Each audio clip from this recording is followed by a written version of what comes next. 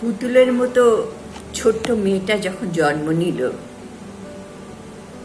তখন তার মা না ফেরার দেশে চলে গেছে।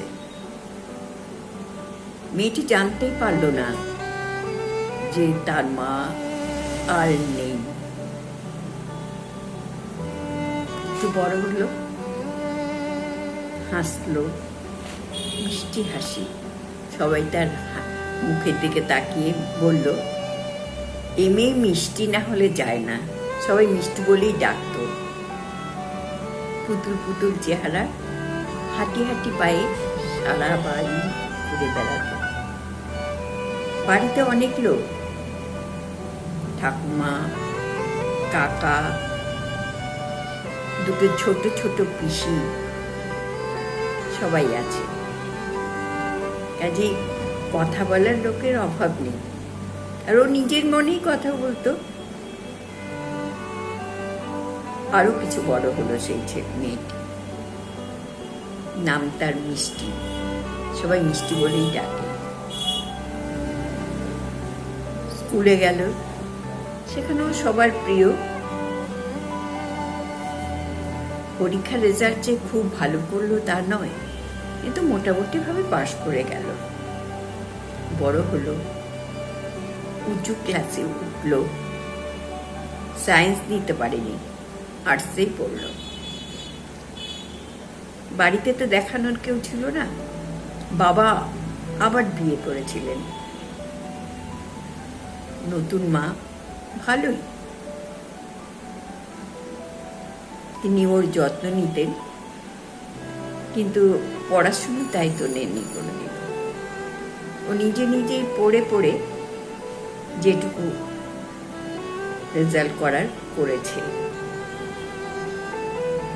পাশ করে গেল মাধ্যমিক, উচ্চ মাধ্যমিক, কলেজ পার হয়ে ইউনিভার্সিটিতেও গেল। ততক্ষণে মেয়েটা জেনে গেছে যে তার মা নেই। অন্যান্য মেয়েদের তুলনায় তার পরিস্থিতি একটু আলাদা। যার মা নেই সে ছোটবেলায় বুঝতে পারে না যে কতটা ফাঁকা তার জীবনটা, কিন্তু যত বড় হতে লাগলো তত সে বুঝতে পারল তার মা নেই। নতুন যে মা এসেছিলেন তার গর্ভে তার এক সৎ বোন জন্মেছিল। তাকে নিয়ে সবাই হই হই করত।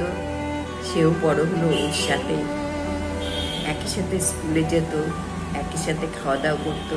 দু বোনের মধ্যে খুব মিল ছিল, কিন্তু সবাই সেই বোনটির পড়াশুনো, খেলাধুলো দেখাশুনো করত। কিন্তু এই বোনটি বড় হচ্ছিল পৃথিবীর নিয়মে, কিন্তু দেখাশুনো করার মতো কেউ ছিল না।